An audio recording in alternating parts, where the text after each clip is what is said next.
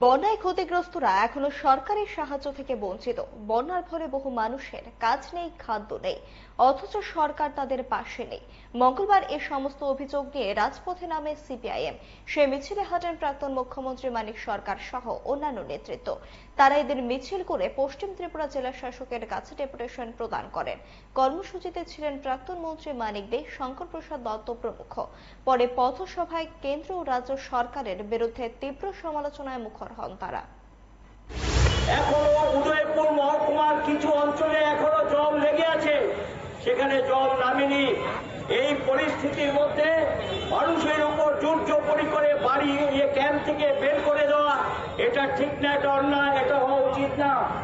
আমরা বলেছি তাদের ঘর তারা রিপেয়ার করবে, কমপক্ষে ন্যূনতম 2 মাসের জন্য রেগা বা টুয়েব বা নগদ অর্থ তাদেরকে দিতে হবে, সেই কাজ তাদেরকে দিতে হবে। তাদের বাড়িঘর তারা ঠিকঠাক করবে, সেই খাদ্য এবং রেগা টুয়েবের কাজ যাতে দিয়ে দেওয়া হয়, আমরা এই দাবি জানিয়েছিলাম, বলেছি। তিনি সেটা বলেছে আমি ভেবে দেখবো। তো আমরা জানি না কোথাও এই ধরনের রেগা টুয়েবে 2 মাসের কাজ দিয়েছে কিনা। আমরা বলেছি এই সময়ে মজুরিটা বাড়িয়ে দিন, মানুষ যাতে তার বাড়ি করে খেয়ে থাকতে পারে সেই ব্যবস্থাটা করে দিন। জানি না সেটা করেছে কিনা, আমাদের কাছে কোনো খবর নেই।